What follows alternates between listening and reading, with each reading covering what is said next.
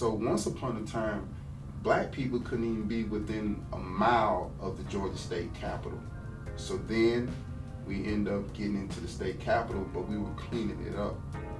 Then it was 4 House representatives from Fulton County becoming the first black House representatives, and then you had other people to do some amazing things. For me, life is about progress.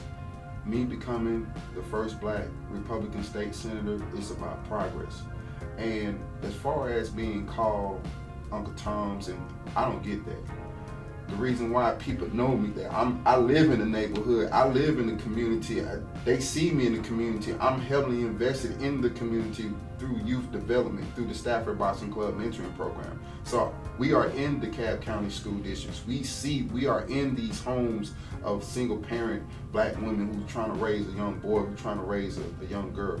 So for me, it's not about the letter attached to my name, it's about the person that I am. I care about people, I care about the community. You have to have a heart to serve the people to really be effective, something like yourself, right? Misha Maynard has become a great friend of me and my wife, and she's been very supportive, and I greatly appreciate her for her efforts. She used to tell me, well, she told me that when she was on the Democrat side, they would be arguing, da-da-da-da-da-da-da-da. They could never get nothing done. So many egos, entitlement. Oh, I'm this, I'm that, I'm this. But when she switched, she was able to get things done. That's courage. Not only courage, but also results, right? And so by her getting her policy passed, who does it impact? The community. When you say that you're going to vote differently than Democrat, why do black people attack? Why can't they just sit down and listen and understand why you're thinking about voting differently than they are? You're the one that's actually being independent by actually looking at the issues and saying, hey man, this issue right here benefits me. Yeah, it's not anything personal. The things that are going to impact me today are lower taxes, lower capital gains taxes, no tax on Social Security. Those are the things that I'm interested in. Hey man, you sound conservative. I am conservative. I've been conservative. When I got elected, people said, so are you Democrat? I said, no. I said, I'm fiscally conservative and socially responsible. Mm-hmm. That's what I am. So it took a courageous spirit to switch political parties. So I commend and respect Misha Maynard tremendously for that. I understand the issues that faces our community as a black man. I understand about the education system, I understand about the legal system, and I understand about the economic opportunities that we sometimes don't have access to. What things have you done that have prepared you to be a senator in the state of Georgia? Well, I have like a medical research background in the field of blood plasma. For maybe 25 years, I was working on the first black African American plasma center, but it didn't work out the way I wanted it to, but it gave me the experience that I need to prepare me for this moment. Senate Resolution 74 was the encouragement of minority-owned blood plasma centers. And the process of going through this legislative initiative allowed me to experience what it's like to work with both sides of the aisle, with the Democrats as well as the Republicans. Democrats said I wasn't going to get it passed, right? And it was introduced by Senator Donzella James. I wrote it, first session, it didn't get voted out of committee. But the following year, it was able to get voted out of committee. And that's when I was able to establish a relationship with different, politicians on the other side of the aisle. And it just gave me the confidence. In the United States, 80% of plasma come from the black community. There's not one blood plasma center. And as a result, I felt that there was an injustice. So I just felt like, we as a community need to be a part of the economic engine as it relates to the blood plasma industry. But that experience has equipped me to stand up against, giants. Led me to the Georgia State Capitol for Senate Resolution 74. A combination of both of those allowed me to be a credible candidate to serve the community in District 10. What made you decide in a majority Democratic area to run as a Republican? And the reason why I asked the question is because a lot of black men feel like the Democratic Party has left them behind. We are starting to feel disenfranchised. So if you look on all the social media sites, you see black men looking at, the Republican side of the aisle, not for personalities and color and gender. Black men are actually looking at policy now. What policies are going to impact not only my family, but my community? And I ran as a Democrat. And so, but I governed in Henry County as someone that was fiscally conservative, someone who wanted to keep taxes low, economic development, improving our community, attracting the right businesses in our communities, making sure that development is quality development, making sure that we have an area where blacks can prosper. But I didn't see that in trying to work with the Democratic Party. The Democratic Party was about concerts and things of that nature. Elected officials, you support the nonprofits, but you don't lead with that for votes. So from an economic perspective, I think the right is where the benefit is for African Americans. Reading had ventured my mind into a different world, and I began to read about certain things in history and policies and how it impacts our community. I will say that the respect level came by how I carried myself, my character. When they saw that I was a hard worker, when they saw that I was willing to serve the community, when they saw that I was a devoted husband, when they saw that members in the community had respect for me in spite of me being a black Republican. Far as policy-wise, us black men, most of us have business, entrepreneurship, ideas and mentality. But at the end of the day, we like to have our own. And one of the things about the Republican Party, it champions about having your own business, right? I love the aspect of the Republican Party where I can talk about Christ without it feeling like I'm not representing a specific group of people. And I think it's more so of a mentality. Me and you was texting some time ago, and you was talking about how the mindset has to change. And I think for us black men, being that we've been consumed with the Democrat policies for so long and seeing how the policies have impacted our community as well as destroyed our homes, we're looking outside the box. I don't think we have ever been consumed with any policy from the Democratic Party. I think most black people vote Democrat because they've been raised that way.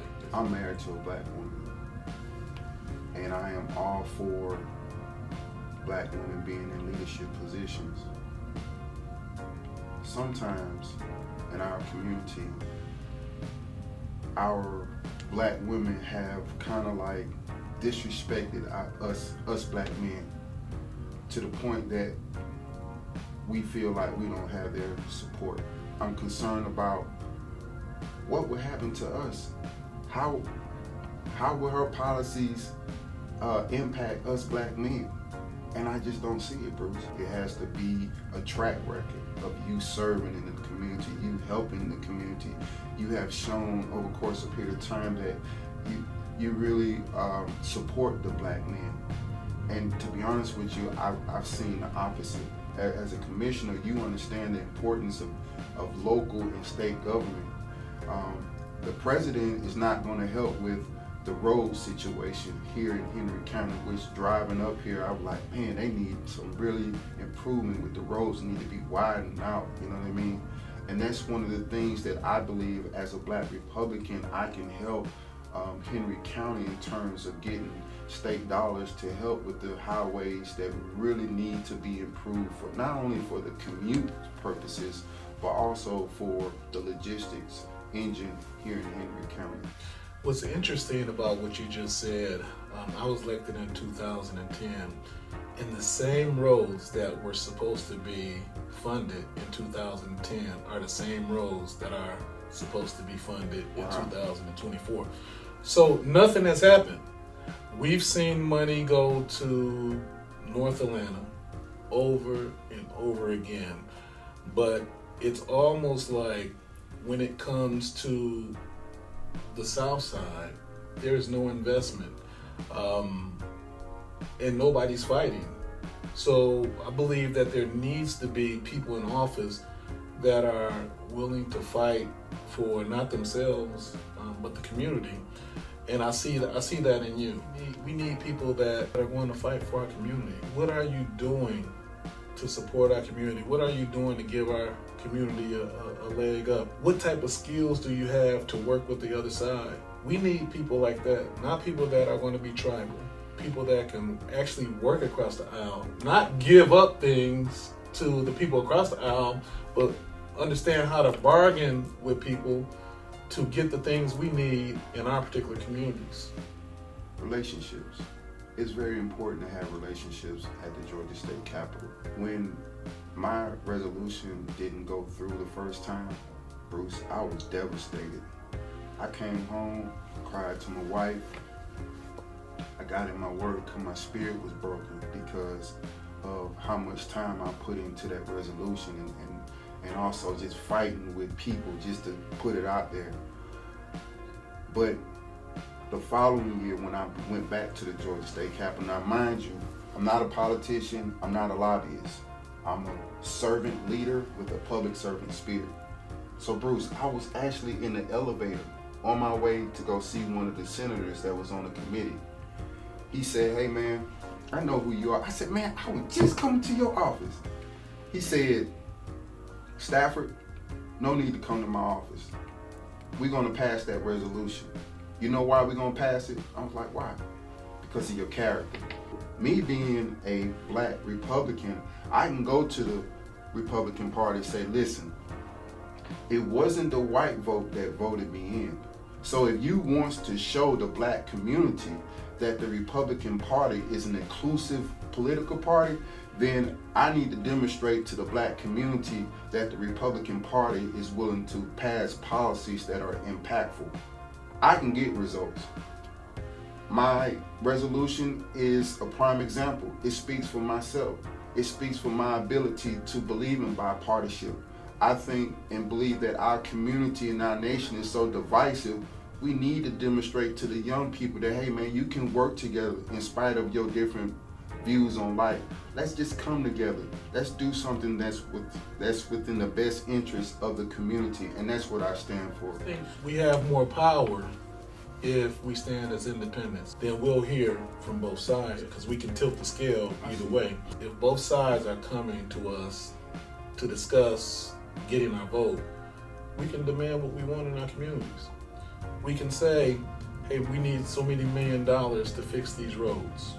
And if it doesn't happen, then we tilt the other way on the next election. Until we start demanding what we want, we're never gonna get anything. If black people are naive enough to believe that something is going to happen from the Democratic Party in this next election, we're fooling ourselves again. Again, I respect that you come from an independent view, right? But the reality is that the state of Georgia is controlled by the Republican Party, right? They control all the resources. What you're going to do to help the people in South DeKalb and Henry County? Well, first thing is education for me. So in South DeKalb, people talk about economic mobility, but in order to talk about economic mobility, Bruce, you first got to talk about the education system, right? Because when businesses go into the community, they want to make sure that the people that they are hiring have adequate education to fulfill job description.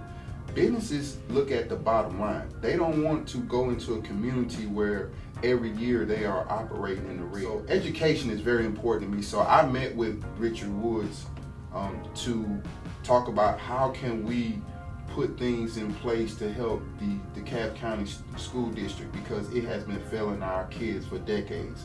And one of the things that he talked about was the leadership in terms of musical chairs and the superintendents. DeKalb County has had so many superintendents that it has not been able to have any type of traction going into a right direction.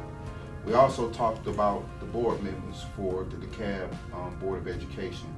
We have had members in our community, South DeKalb, that's been in a position that truly haven't had a plan, a vision.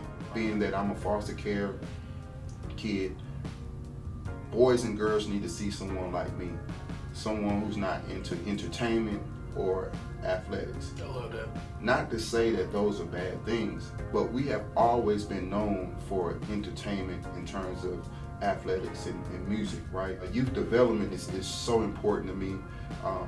One of the things I like about what me and my wife is doing with the Stafford Boxing Club mentoring program is that we are showing these kids a healthy marriage from a black man and a black woman, right? And one of the things that I am so passionate and so grateful for, Bruce, is that these single parent mothers are allowing me and my wife to enter into their homes and be, I would say, a mentor to these kids. So it's an amazing thing that our community needs to see in terms of marriage between a man and a woman. I know that we got a lot of other stuff going on, but in our community, we need to see that, right? We don't need to see some type of reality show or anything like that. We need to see something that is tangible. So I'm